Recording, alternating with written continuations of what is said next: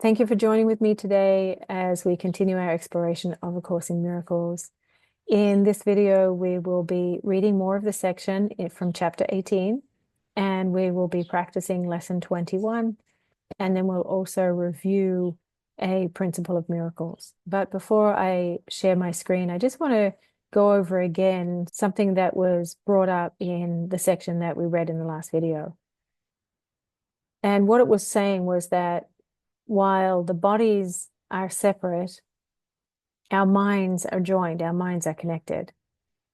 And the way to join is really through love. So, for example, maybe you think of somebody and then later in the day you receive a call from them or a text from them, or perhaps you feel the emotions, the physical emotions of somebody or a feeling state, and then you learn later that somebody very close to you was going through something and somehow you knew it.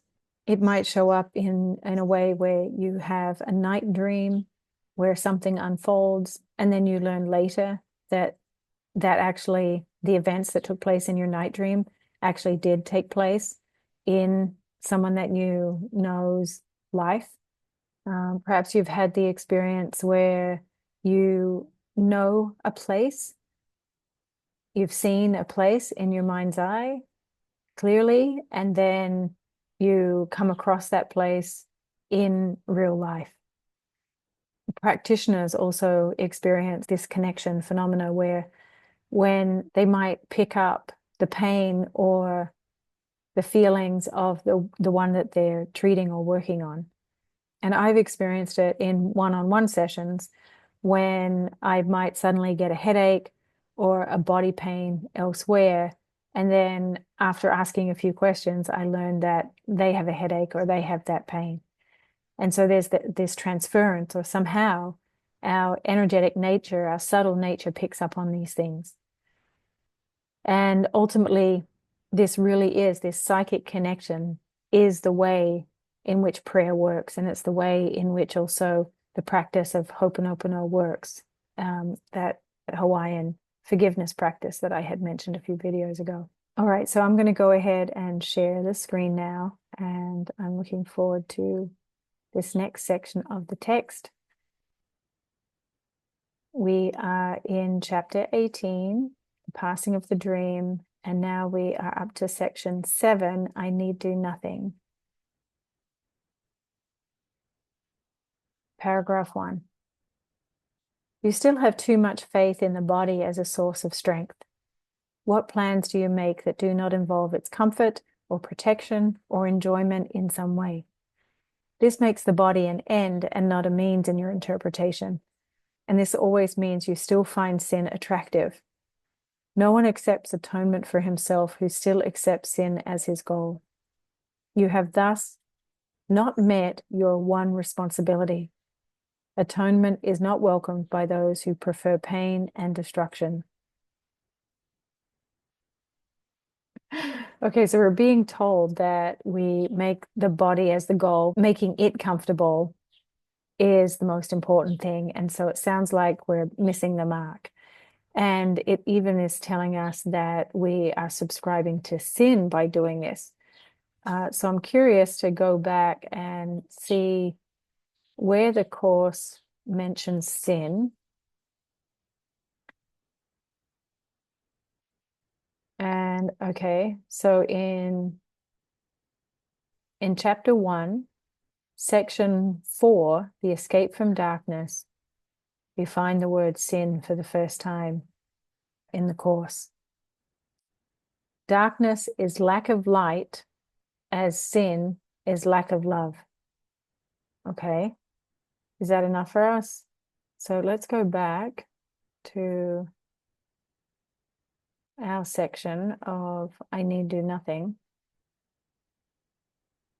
Okay, so sin is lack of love, all right? And so what we're being told here is that we find the lack of love attractive somehow. And so we use the making of the body comfortable, the goal, over the true goal, which is to make love the most important thing.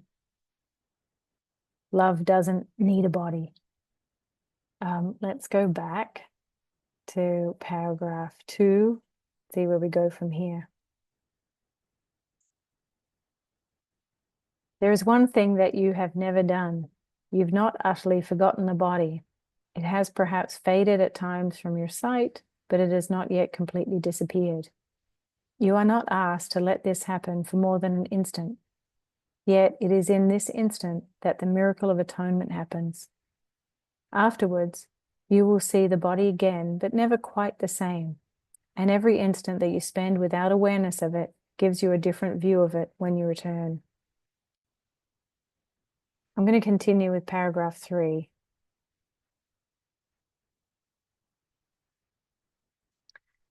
At no single instant does the body exist at all.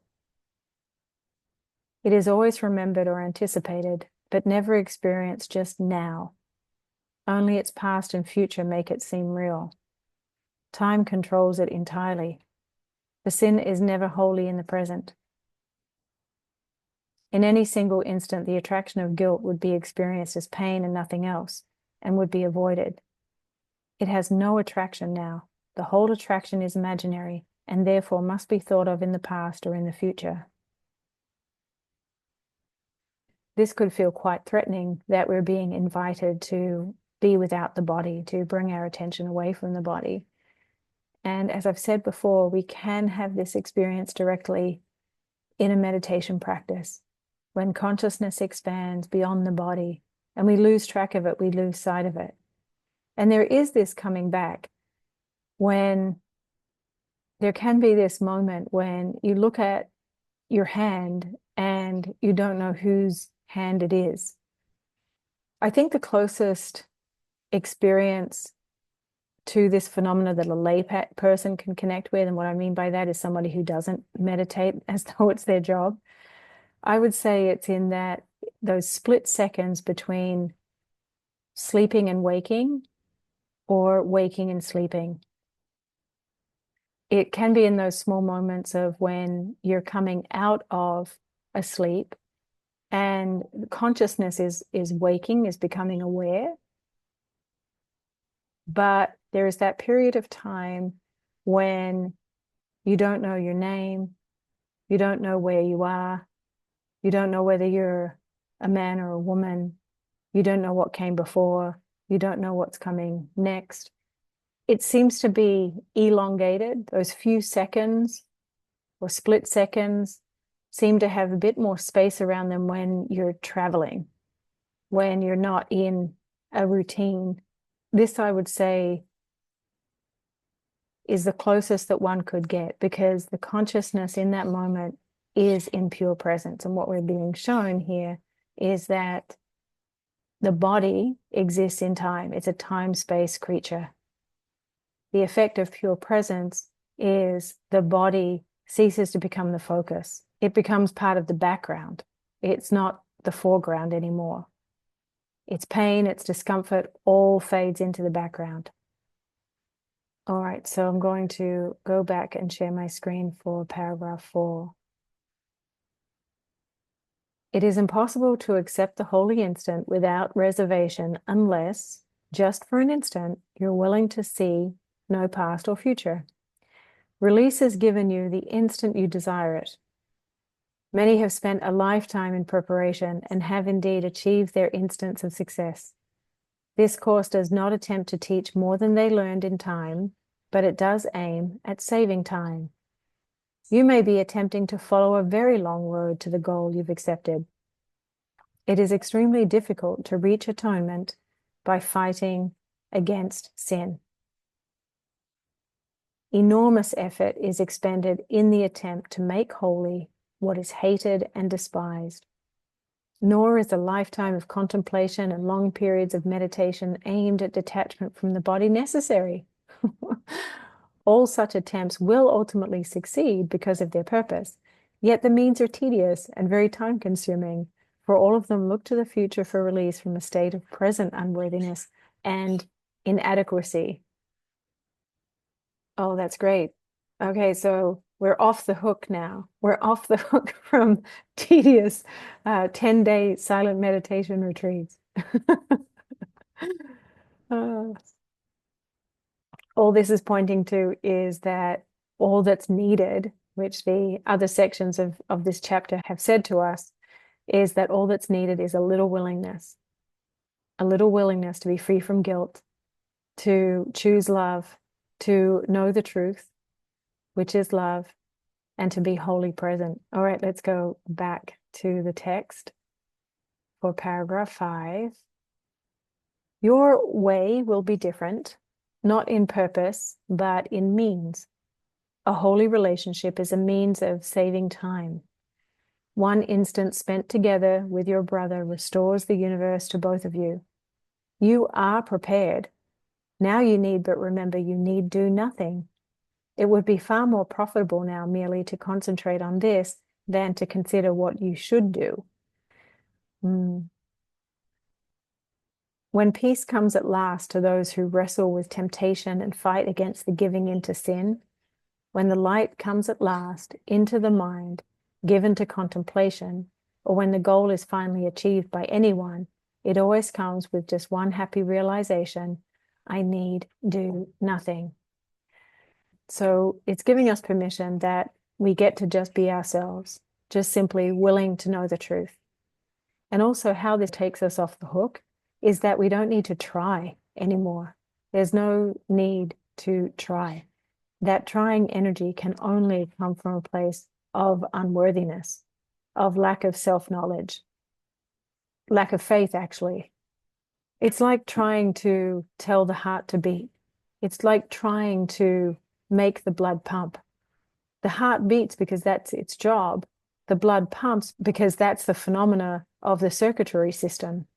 And so how would that feel in our bodies if we really subscribe to the idea that I need do nothing? All right, let's go back to the text. Paragraph 6. Here is the ultimate release, which everyone will one day find in his own way at his own time. You do not need this time. Time has been saved for you because you and your brothers are together.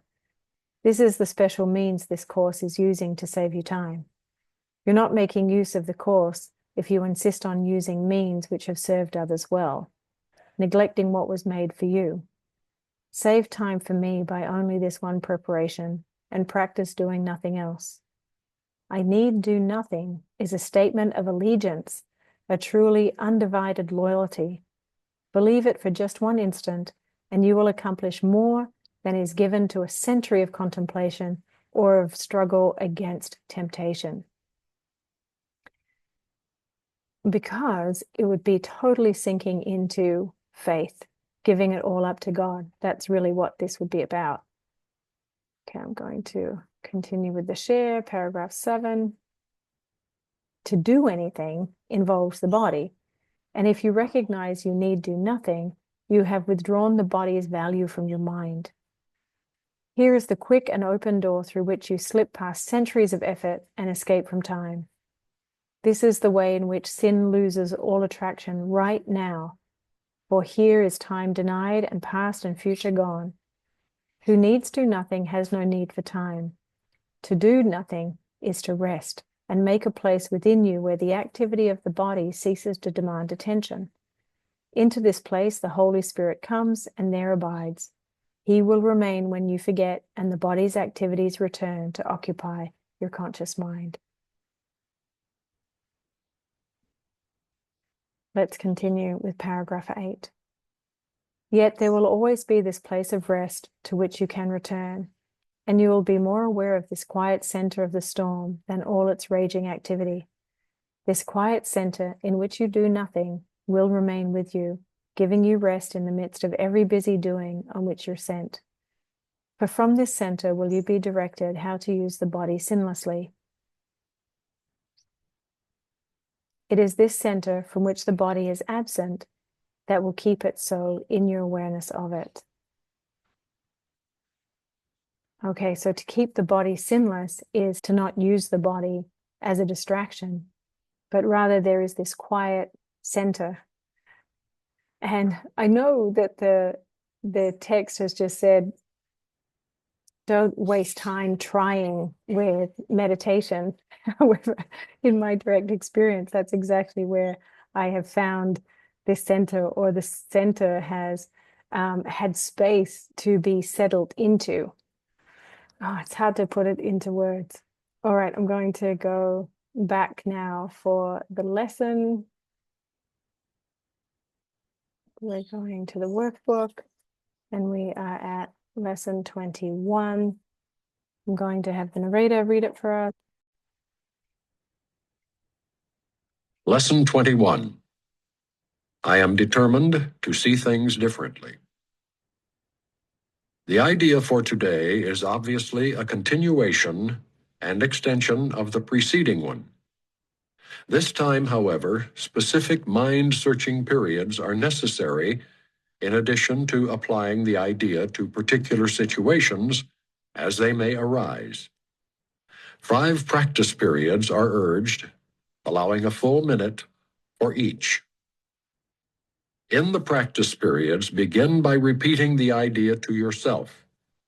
Then close your eyes and search your mind carefully for situations past, present, or anticipated that arouse anger in you. The anger may take the form of any reaction, ranging from mild irritation to rage. The degree of the emotion you experience does not matter. You will become increasingly aware that a slight twinge of annoyance is nothing but a veil drawn over intense fury. Try, therefore, not to let the little thoughts of anger escape you in the practice periods. Remember that you do not really recognize what arouses anger in you, and nothing that you believe in this connection means anything. You will probably be tempted to dwell more on some situations or persons than on others, on the fallacious grounds that they are more obvious. This is not so. It is merely an example of the belief that some forms of attack are more justified than others. As you search your mind for all the forms in which attack thoughts present themselves, hold each one in mind while you tell yourself, I am determined to see, name of person, differently. I am determined to see, specify the situation, differently. Try to be as specific as possible. You may, for example, focus your anger on a particular attribute of a particular person, believing that the anger is limited to this aspect. If your perception is suffering from this form of distortion, say, I am determined to see, specify the attribute, in, name of person, differently.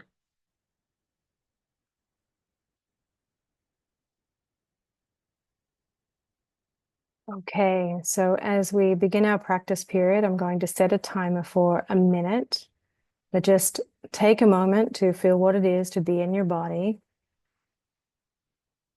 giving yourself permission to be here now. If you like, you can go ahead and take a nice deep breath. And so the idea for today is I am determined to see things differently. And then in the minute, you're going to scan your mind for all examples of attack thoughts.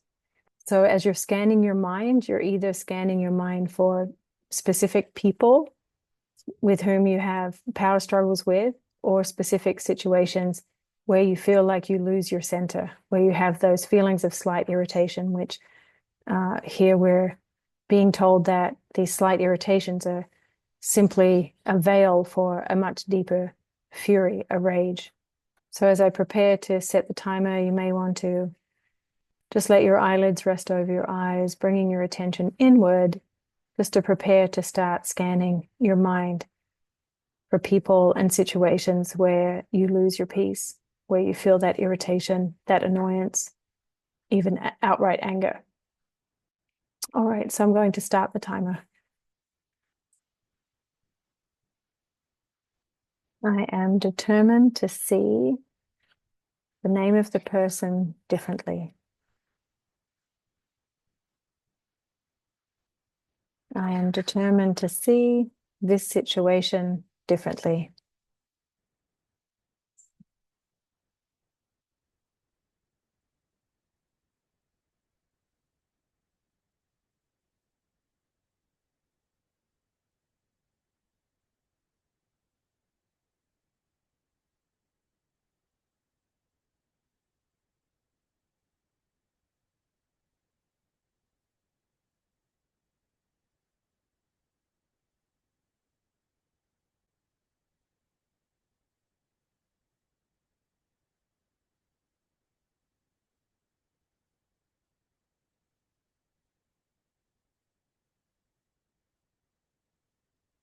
Okay, that's the timer. And so the invitation for the practice periods are 5 times. I think it's easier to arrange practice periods around breaks, around a mealtime. So your practice period could be in the morning, in the afternoon, and then in the evening. And it sounds like 2 other practice periods in between there. Morning tea and afternoon tea. All right, so let us now go to the principle of miracles. And I think we are at number 39.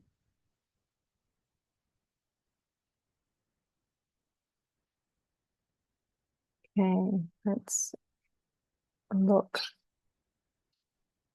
The miracle dissolves error because the Holy Spirit identifies error as false or unreal. This is the same as saying that by perceiving light, darkness automatically disappears. And so here we're being told that a miracle is synonymous with truth. And so I've also said before that you might want to screenshot the principle of miracles just to read it and feel into it and contemplate, allow the truth of it to be revealed. So thank you again for joining with me. And even though there is no try, I just want to remind you to check the Elila Center website, www.elilacenter.org, for the monthly mindfulness-based meditation class. And also on the 4th Monday of the month is the meditation and natural healing self-help class. All right, wonderful. So have a lovely day, and I'll see you next time.